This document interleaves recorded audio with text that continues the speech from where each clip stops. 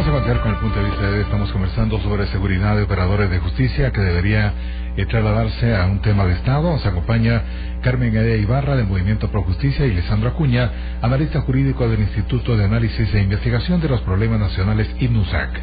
Licenciado Acuña, menciona usted un decreto 7096. Específicamente, ¿a qué se refiere? ¿Está relacionado con esa seguridad para operadores de justicia?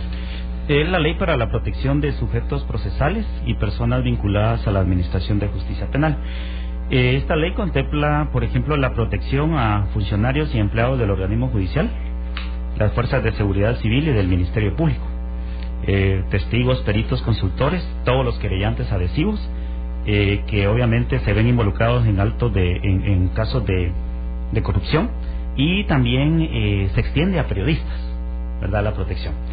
En derecho internacional tenemos en el marco de la Convención Interamericana contra la Corrupción, que fue creada la ley de modelo de protección a quienes denuncian los actos de corrupción, era lo que le indicaba también. O sea, la ley tiene una amplitud, pero el problema es que no se ejecuta, porque esta ley también se ha quedado hasta sin director, sin dirección en cuanto a poder tener una viabilidad en el funcionamiento. Entonces, obviamente, como le indicaba anteriormente, habría que hacer una revisión de la ley.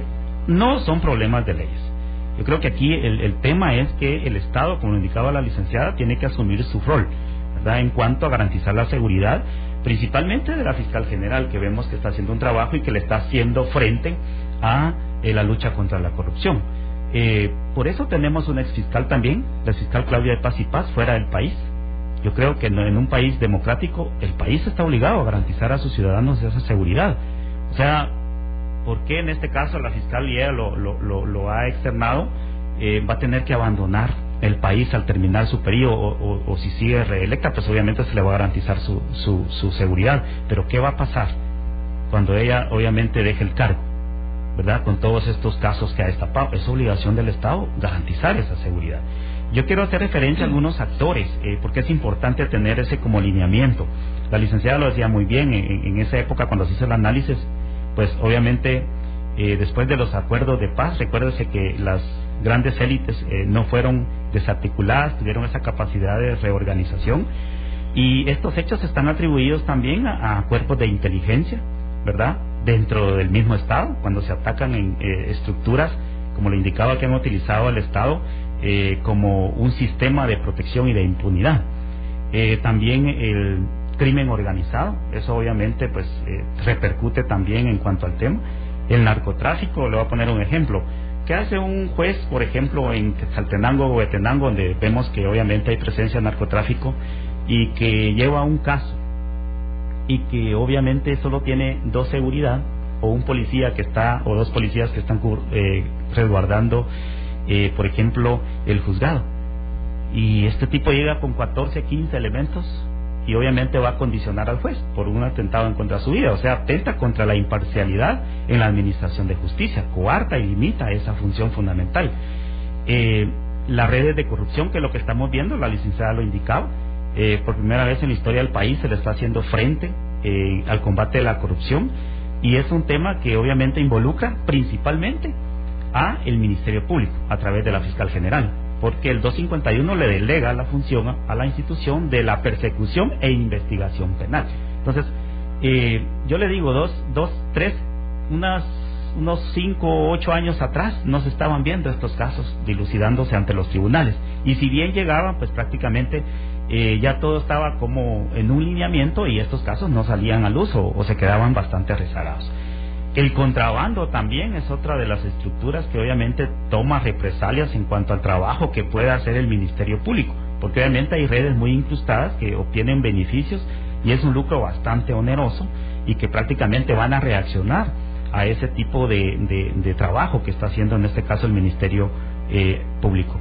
Esto, como lo indicaba la licenciada, hay cuerpos armados ilegales, la contratación, porque se tiene el poder económico también para poder contratar a las personas, e incluso hasta en el tema de adopciones ilegales, que ha sido un lucro para el país también. Estas son estructuras que prácticamente van a tomar alguna represalia, y principalmente, como estoy totalmente de acuerdo con la licenciada, el tema político actual, ¿verdad? Por primera vez vemos que los tres poderes del Estado, ahí incluso estamos hablando del legislativo, del judicial y del ejecutivo, la justicia está llegando hasta estos 3 organismos del Estado. Hay jueces en proceso, hay magistrados puestos a disposición de la justicia. Hay que decirlo también, los famosos operadores de justicia, los que han tenido el control, los que siempre han nombrado jueces, los que han nombrado, magistrados, y que de alguna u otra manera para cubrirse las espaldas. Yo creo que hay un cambio muy sutil, se puede decir, pero que es un avance. Entonces hay que esperar reacciones de estas estructuras. Prácticamente, como lo indicaba, a ningún legislador, a nadie que detenta el poder le va a gustar que se le aplique la ley. No le va a gustar que sea puesto a disposición ante los órganos jurisdiccionales, porque 10 años atrás ellos tenían el control, tenían la capacidad de manipular el sistema de justicia e incluso también de condicionar al Ministerio Público. Y una de las formas que han utilizado para condicionar en su momento el Ministerio Público es, por ejemplo, el recorte del presupuesto. Y eso lo vimos recientemente cuando se descubre el caso de la línea.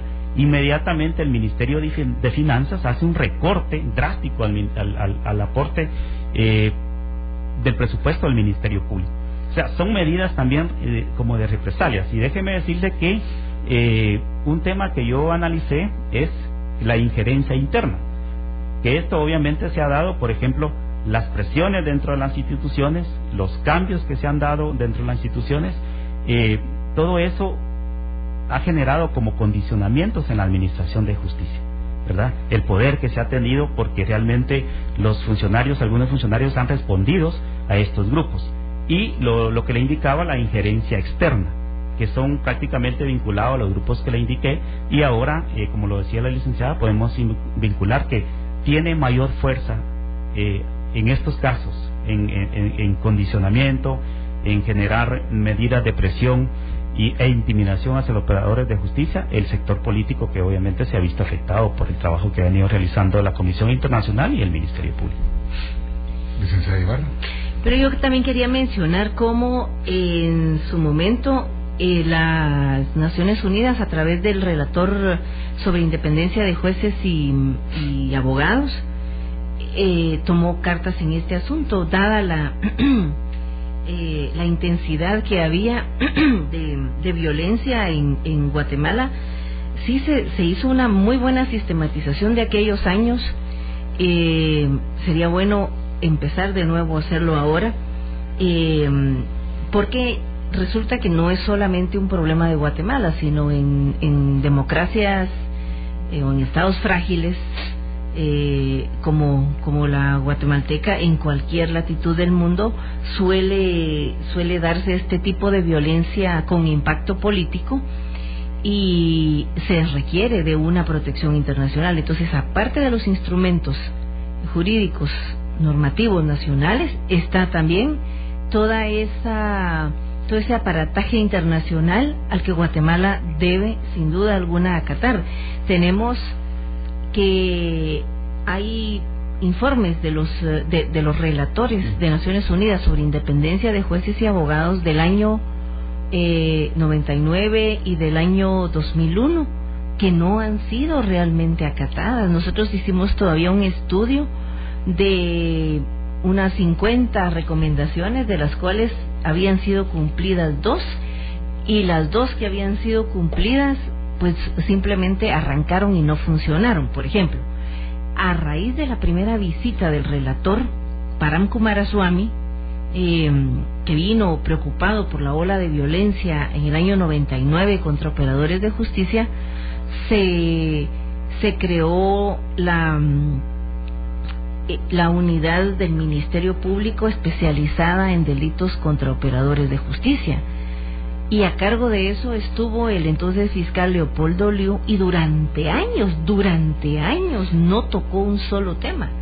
O sea, nosotros por eso lo vetábamos constantemente cuando él era candidato a esto, candidato a lo otro, porque como fiscal fue una nulidad, o sea, fue malo.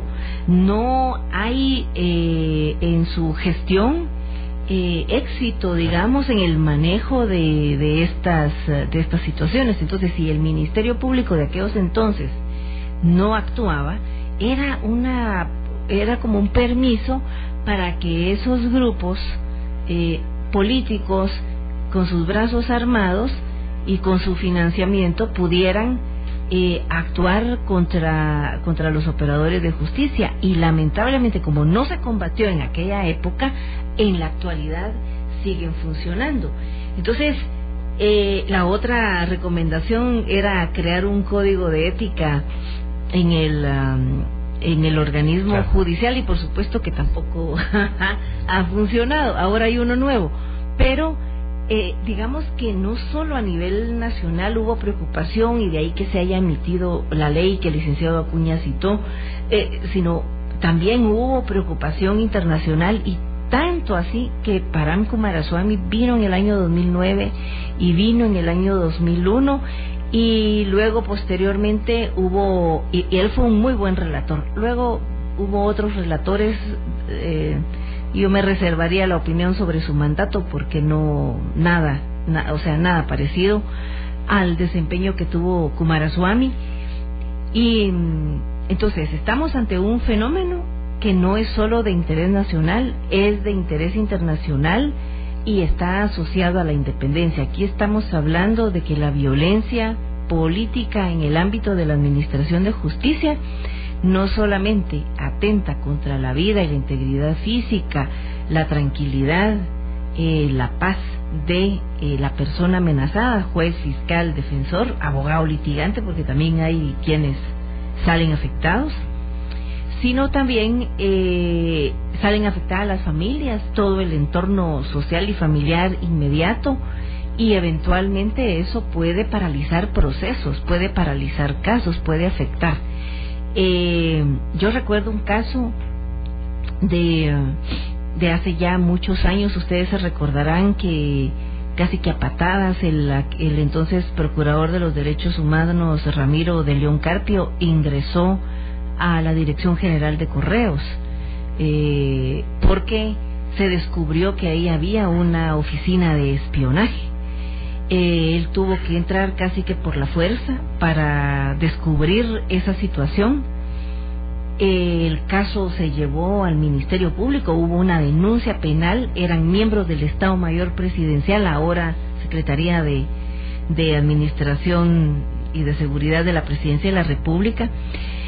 La fiscal a cargo del caso, Tatiana López, recuerdo, sí, Tatiana Morales creo que era, ella llevó el caso muy bien, y una tarde cuando regresó a su casa encontró a sus papás y a la empleada amarrados y golpeados, o sea, entonces eso la hizo dejar el caso. Luego el caso pasó a manos de otro que no hizo nada y el caso se murió, pero sí había, digamos, la intención de operadores de justicia de llegar a esclarecer, y había por supuesto personajes de alto rango del ejército involucrados en esto, y estaban siendo ya acusados formalmente, o sea, ya había una acusación formal contra ellos. Así que debemos tomar ahora las medidas para evitar que se repliquen en el día a día este tipo de situaciones, no cometamos el mismo error de hace 2 décadas o algo así, en el que todos vimos impávidos e indiferentes que se amenazaba y se asesinaba, porque hubo jueces asesinados,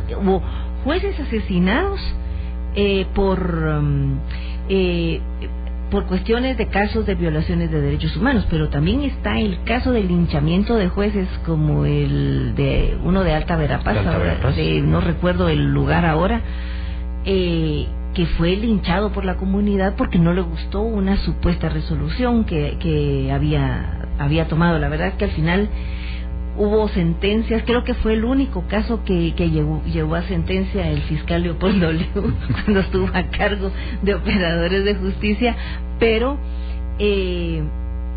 digamos, sí, urge que se tomen medidas ahora, y no solo pensemos en que hay que cuidarle las espaldas a la fiscal general, no, aquí hay que aprovechar esa discusión para ver más a fondo y ocuparnos de los jueces. Fíjense que el juez Gálvez, por ejemplo, ha sido constantemente amenazado. Lo que sucede es que él llegó al estrellato recién ahora, porque todo el mundo lo conoce por los casos famosos que está llevando, pero él tiene más de 15 años de estar en el organismo judicial y siempre ha sido como lo vemos ahora.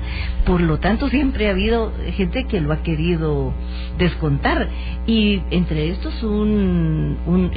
el caso de un narcotraficante y asesino en Chiquimula, en donde pues hubo tres presidentes de tribunal de alto impacto en Chiquimula y los tres tuvieron que salir huyendo, y el tipo finalmente fue absuelto porque mató a todos los testigos. Entonces el Ministerio Público no tuvo más que retirar la denuncia. De ahí que sea tan importante recuperar la importancia del INASIF para que no tengamos que depender de testigos. Vamos a ir a una pausa y continuamos con el punto de vista de hoy.